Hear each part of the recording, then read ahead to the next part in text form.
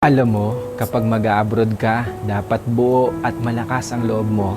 Dahil kung hindi rin lang buo at malakas ang loob mo, huwag mo nang ipagpatuloy pa. Kapag nang ibang bansa ka, dapat kaya mong lahat dahil marami kang kalaban doon sa pupuntahan mo. Nariyan ang lungkot dahil mapapalayo ka sa pamilya mo. Isa yan sa pinakamalakas na kalaban na pwedeng umatake sa'yo. Nariyan din ang takot. Takot at pagkabalisa kung maayos ba ang lugar na mapupuntahan mo. Maaari ka ring panghinaan ng loob dahil tanging sarili mo lang ang tutulong sa'yo sa oras ng pangangailangan mo. Pwede ka ding madepress dahil sa sobrang daming problema na darating sa'yo at lalo na hindi mo pa kasama ang pamilya mo sa tabi mo. Pagkawalan ng pag-asa na makakamit mo pa ba ang pangarap mo dahil kulang pa ang panggastos mo kaysa sa sinasahod mo.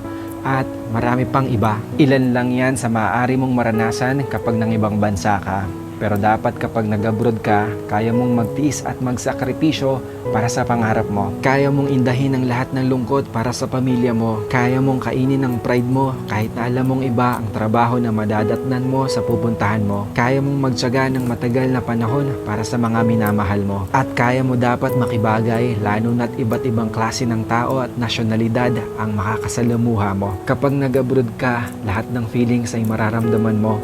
Minsan nga tutulo na lang yung luha mo nang hindi mo namamalayan. Pero isipin mo na pansamantala lang ito. Dahil sa pag-alis mo, nangangahulugan na may pangarap ka para sa sarili mo at para sa mga mahal mo sa buhay.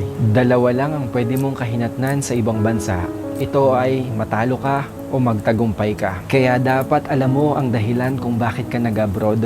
Hindi yung sinubukan mo lang dahil kung may dahilan ka, mas malaki ang tsansa na magtagumpay ka. Ang salitang abroad, masarap pakinggan lalo na sa mga taong hindi pa nakakaranas nito dahil ang nasa isip nila ay kapag nasa ibang bansa ka ay mapera ka o parang tumatay ka ng pera. Hindi porkit nag-abroad ay mapera na. Pagod at hirap ang katumbas ng bawat dolyar na iyong kikitain sa ibang bansa. Kahit sobrang nakakapagod, basta ang pamilya mo ay iyong mataguyod at mabigyan mo ng buhay na maginhawa kahit kapalit pa nito ay pangungulila. Kapag nasa abroad ka na, sobrang daming pagsubok ang iyong haharapin. Kaya dapat tibayan at lakasan mo ang loob mo. At isipin mo kung sino-sino ba ang mga inspirasyon mo kung bakit ka ng ibang bansa. Piliin mo ang mga taong pakikisamahan mo.